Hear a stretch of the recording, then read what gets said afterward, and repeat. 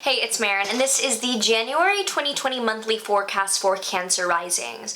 So we'll get started first with the astrology transits, which are actually happening with the important days and energies in your sky affecting you and signaling what changes are coming up.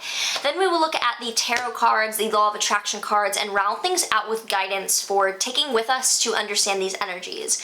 So overall this month, there's definitely an emphasis on forming deeper bonds and relationships. Your relationship world has been thrown around and really been going through it for the past few years. And now it's a time of newness in the depth of the bonds that you're forming with those who are stuck around, basically, that you are really settling down within any one-to-one context. So starting out on the 3rd, Mars will enter Sagittarius in your 6th house, which brings some increased both conflict, maybe aggression, maybe energy into your house of coworkers, health, and daily routine. This could mean just being more cognizant of not getting into accidents, like physically. It could also mean taking better care of yourself. Maybe you're motivated to get on top of some sort of workout or really clean living regime. Could also mean that just watch out for conflict with coworkers, especially if you're born during the day. Watch out for more those conflict-ridden things regarding health or coworkers this month. On the 9th, the Sun will conjoin Mercury in a Cazimi in your 7th house, which likely means that some information regarding you and something that applies to you communication-wise will be coming out within the context of a partner. There'll be more light shed on something in a one-to-one partnership near the beginning of this month. On the 10th, Uranus stations direct in your 11th house, so Uranus and Taurus in your 11th house is bringing a lot of changes, upheavals, and liberation to your area of life regarding socializing, networking, alliances, groups, and friends. With Uranus having been retrograde for the past few months, you were looking back at the changes that you had already made regarding your social world. Now with it being direct starting on the 10th of this month for a few months, there will be new changes, new upheavals, new breakthroughs in that area of your life that are unexpected, but in the unexpected way that you can see coming in that sense. On the 12th, Saturn conjoins Pluto in your 7th house and is joined by Mercury in a Mercury-Saturn-Pluto conjunction, all in Capricorn in your 7th house on the 12th of this month, indicating that there is a final solidification of the transformation that's been happening in these one-to-one partnerships in your life. There's a final definite foundation for this transformation, this metamorphosis to end upon, a final culmination of what the structure for this crisis is manifesting as. With Mercury conjoining Saturn and Pluto, it likely means that you will be communicating, speaking your mind, or having your thoughts come out into the world regarding these changes. And it's a time for you to actually verbalize and take actionable ideas into foundational structures that reflect what the huge changes you've been going through these past few years will look like in realistic practice.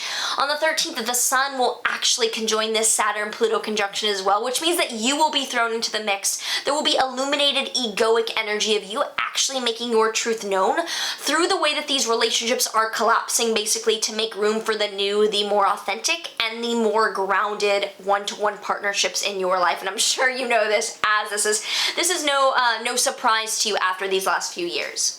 On the 13th, also, Venus will enter Pisces on a much lighter note in your 9th house, bringing more ease and harmony into your foreign travel plans, your higher educational goals, your authority figures, or philosophical world in general. You can definitely expect more ease and harmony as Venus comes into the sign of her exaltation in your 9th house of higher aspirational goals for this January.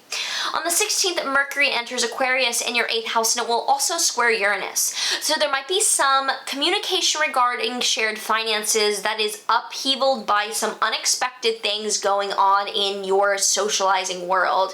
There's definitely some words that need to be spoken or some ideas that need to come out into the open regarding joint finances that might be pressured by some unexpected or rebellious energy in your networking world. So do be aware of any urge to rebel against or have anything surprising happen in your shared group world that then affects your finances with a one-to-one partner. Just keep that in mind and stay grounded. On the 20th, the Sun will then enter Aquarius in your 8th house, bringing these deep bonds more into light, bringing this solidification of how you're relating to this deep bond in a really realistic, tangible, financial way. But with it squaring Uranus on the 22nd as well, it does have to do with what is this unexpected, more unbalanced energy happening in your group, your networking, your socializing world that's impacting the way that you're going about these shared financial steps. How do you need to make sure that you're coming from a place of authentic change change rather than change to simply be rebelled or noticed for being different. On the 24th, there is a new moon in Aquarius in your 8th house, so that's a time to plant seeds, plant new ideas in that shared financial world. I know I keep repeating myself, but there is a huge emphasis on you forming these deep, more contractual bonds in that one-to-one relationship world. And then Venus squares Mars on the 25th between your 9th and 6th houses, so do watch out for some tension with coworkers or with your health, impacting your ability to harmonize with your long-term goals.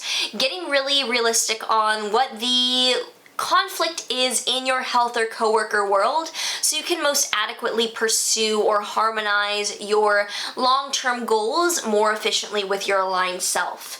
Venus will conjoin Neptune in your 9th house, which really allows for dreamy, maybe delusional, maybe higher connected energy in your 9th house, but Mars will square Neptune in your 6th and 9th house, which does impede your ability to see the truth.